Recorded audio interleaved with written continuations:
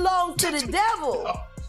Unless you calling that the devil, she ain't nothing but an employee. Way before folks started giving Beyoncé and Jay-Z the side eye, Jaguar Wright had already started talking. She didn't hold back, she dropped their names directly. She spoke about the rituals, the control, and all the things artists were never supposed to say out loud. She was hypnotized. Beyonce came and she was in there eating on her and shit while she was asleep.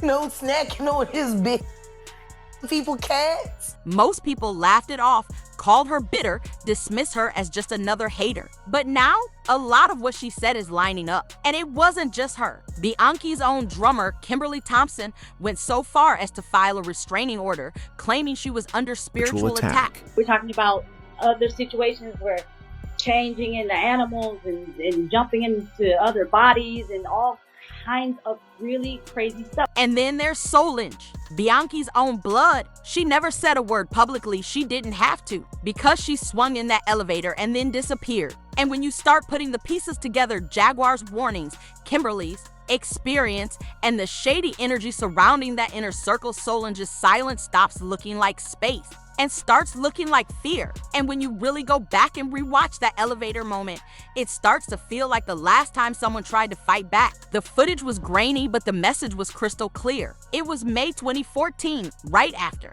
the Met Gala. Beyoncé, Jay-Z, and Solange stepped into that elevator at the Standard Hotel. And what went down next froze the whole industry. TMZ got the clip. Solange snapped. She screamed at Jay-Z, then started swinging. She punched, kicked, and smacked him with her purse so hard, stuff flew all over the elevator floor. A bodyguard jumped in to hold her back, but she wasn't done. Jay-Z never swung back. Beyoncé, she stood to the side, completely silent, just watching. The biggest story around the world seems to be Jay-Z being attacked in the elevator by Beyonce's sister Solange.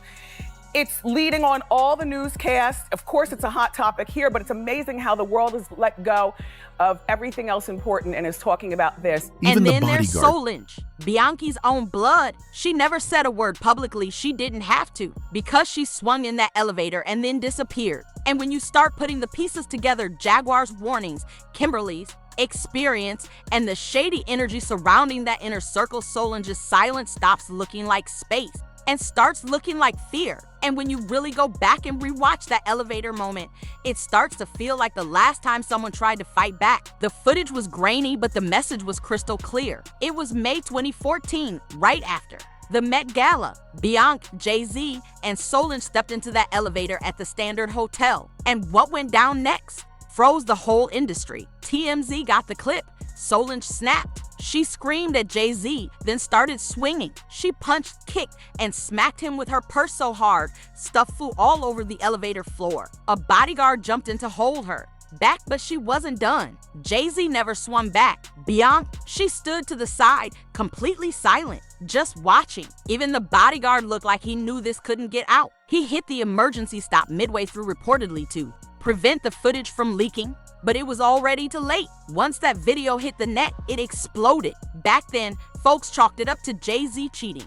Becky with the good hair became a viral lyric from Beyoncé's Lemonade. But now, that surface level excuse doesn't feel solid anymore. Because think about it, if Solange was really that mad on her sister's behalf, if she was ready to throw hands in defense of Beyoncé, then why has she ghosted ever since? Where's the sisterly bond now? They're not seen in public together. Solange wasn't on the Renaissance tour, not in family photos, not even spotted with Blue Ivy, Rumi, or Sir not once for years.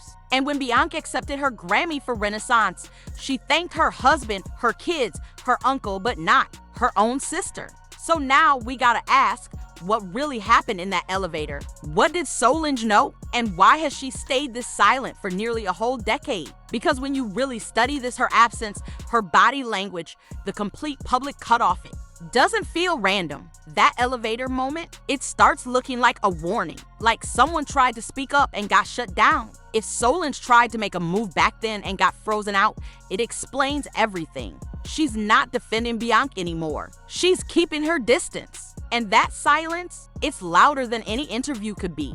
That elevator didn't just change how people saw Jay-Z, it changed the way folks started looking at the entire Knowles-Carter image. Solange wasn't just throwing hands at her brother-in-law. She was making a statement, one the public still hasn't fully figured out. Because if this was just about cheating, why did she vanish from their world completely? After that, why the silence? Why no appearances, no shout-outs, no family TIs? That kind of distance doesn't just happen. That's someone who saw too much and chose to walk away. And now, a decade later, the silence around that night, it's starting to look like a pattern. Because Bianca is in her own silence era. Now, while Diddy's whole empire crumbles under investigations, lawsuits, and survivor testimonies. And still, not a word from her. No statement, no post, not even a hint of acknowledgement. And yes, people are noticing. If Beyonce is really for women's rights, then why she ain't speak out for none of the women who were a victim of Diddy? Make it make sense, Beehive. That clip hit different because it wasn't coming from trolls. It was coming from the Beehive, her own diehard fans. The same crowd that's defended her for years was now asking, why is their so-called queen of feminism staying silent when it matters most? Bianca built her whole image on female empowerment. Remember the 2014 VMAs? She stood proudly in front of a giant glowing feminist sign. She's used women's rights speeches in her songs. She's led campaigns supporting Black girls, working moms, and female creatives. But where is that voice now? Because when Black women Cassie, Jane Doe 1, Jane Doe 23 are naming one of Bianca's closest industry allies as their abuser, let's be clear, Bianca and Diddy aren't distant. They go way back. Joint performances, VIP events, private parties, even their business moves overlap Roc Nation's TIs with Revolt, Bad Boy Records, and Live Nation. Bianca was a guest of honor at Diddy's events. And Jay-Z, he helped build the very empire Diddy thrived in. So no, this isn't just silence. It's calculated. It's about protecting the brand, the legacy, the billion-dollar image. And Jay-Z, same thing. No press, no statements, nothing. Yet his fingerprints are all over the same machine that let Diddy move untouched for years. Jay and Diddy walk the same power path: corporate deals, champagne ads, Super Bowl suites. But behind the gloss, it's the same silence, the same shields, the same unspoken rules that now have Bianca quiet. And that brings us back to Solange. Maybe she saw it earlier than the rest. Maybe she understood how the power game works and chose not to play it. Her stepping back, it wasn't drama, it was survival. She didn't want to be silenced like the rest, because inside that circle, the rules are simple. Don't speak up. Don't call anyone out. Don't touch the brand. And if you do like Solange did for that split second in that elevator, you get frozen out. So she dipped. Not because she didn't love her sister, but because she couldn't stand next to what her sister stood next to. If Solange really witnessed something that pushed her away, then Kimberly Thompson was the first to say it out loud. And Kimberly wasn't some bitter ex-employee. She was Bianca's drummer for 7 years. Touring, rehearsing, living under Bianca's leadership. She was part of that all-female band that helped shape Bianca's girl power image around the world. But in 2018, Kimberly shattered that image. She didn't just quit quietly, she filed for a restraining order. According to legal docs obtained by The Blast, Kimberly accused Bianca of using what she called extreme witchcraft, dark spells, and even sexual manipulation rituals to control her. She said Bianca tapped her phones, sabotaged her finances, and even unalived her pet kitten. It's literally shattered everything that I've tried to build after doing that work in my life. If I have always said when I was a kid, I never would want to regret anything. Now, most folks laughed it off. The media treated it like tabloid nonsense. The court tossed the restraining order, saying there wasn't enough proof. But here's the thing, Kimberly wasn't alone. She was just the first that close to Bianca to go public. And it didn't come out of nowhere. In a 2016 interview, Kimberly said she couldn't even change her hairstyle without Bianca's approval. That's how deep the control went, total micromanagement. And in an industry where silence is currency and loyalty is demanded at a spiritual level, that kind of control, it doesn't end at visuals. Then came Jaguar Wright. Jaguar had already made waves exposing the industry's dark side. But when she turned her focus to Bianca, everything Kimberly said came roaring back. She was hypnotized. Beyonce came and she was in there eating on her while she was asleep. No snacking on his. People cared. And Jaguar didn't hold back. She didn't say maybe, she didn't use allegedly. She flat out said Beyoncé was involved in witchcraft and ruining lives. A lot of people brushed Jaguar off, called her unstable. But here's the problem: too much of what she said is now coming true. She called out Diddy before the lawsuits. She warned about Clive Davis. She exposed the Smith family and what goes on at those private parties the public never hears about. Now, with everything unraveling, fans are revisiting Jaguar's interviews and realizing maybe she wasn't lying. Suddenly, Kimberly's accusations don't seem so wild, especially with Jaguar saying the same things.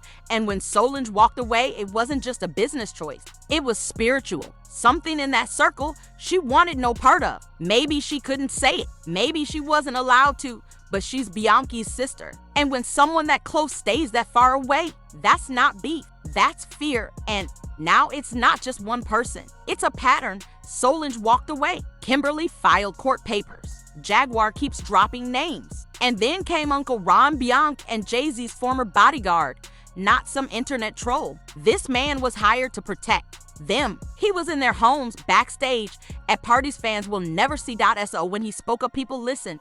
And what he said wasn't vague. He straight up said Aaliyah's death wasn't an accident and that Jay-Z had a relationship with her before Beyoncé. But when Aaliyah didn't play by the same rules Beyoncé agreed to, it ended. And not long after Aaliyah was gone, that rumor's been around for years. People always felt weird about the timing and overloaded plane, last-minute change, just days after filming a music video, and how fast the industry moved on. That never sat right with fans. Plane just after taking off for Florida in perfect weather suddenly plummeted to the ground. Investigators now saying one of the engines apparently failed.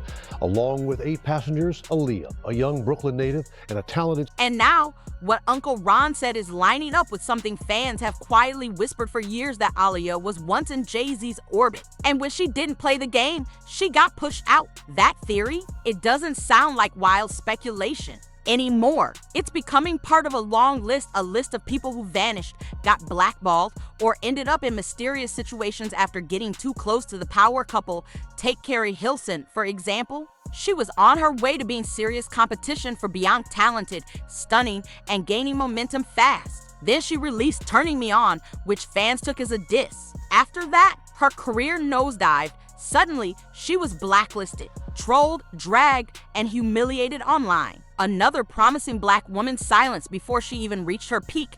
And the craziest part, she never directly called out Beyoncé, but she didn't need to. The message was clear. She crossed a line, and when Jaguar Wright connects all the dots, the secret parties, the so-called favors, the freak-offs, the sudden deaths, the career sabotage, it starts sounding less like conspiracy and more like a disturbing pattern. Even Aaliyah's death hits different now. The idea that Jay-Z had TIs to her before Beyoncé isn't new. But once fans started linking his name to Jeffrey Epstein's flight logs, that's when things got real dark. Epstein, a man who built his empire exploiting and trafficking young girls. Now the questions aren't just whispers. They're getting louder, and Beyoncé, still not a word. No statement, no interview, no denial, just silence. But the voices calling it out: Jaguar, Kimberly, Uncle Ron, they're not fading away. In fact, the more court docs get unsealed, the more seriously people are starting to take them. Solange has never come out and confirmed anything publicly, but her absence? It's loud. And if she saw what Kimberly witnessed, or what Ron protected, or what Jaguar's been dropping, then maybe she didn't walk away for peace. Maybe it was for protection. Because in this industry, silence is survival. Say too much, you're done. Solange never gave an interview, never tweeted a cryptic quote, never went on record. She didn't need to. The silence was the message. No photo ops, no sister love on Instagram, no appearances at Beyoncé's tour, not even. Seen once with Blue Ivy, she didn't play along because she saw what the game really was. She saw what happened to people who got too close to Beyoncé, to Jay-Z, to Diddy. She saw careers destroyed, artists humiliated, loyal staff thrown under the bus, and big names just disappear. And she said nope, she wasn't going to be the next one. So while the world was out here calling Jay and Bey the blueprint for power couple goals, Solange chose something else: distance. And now it's starting to make sense. Anyway, that's it for the video, folks. Stay tuned, stay aware. Bye.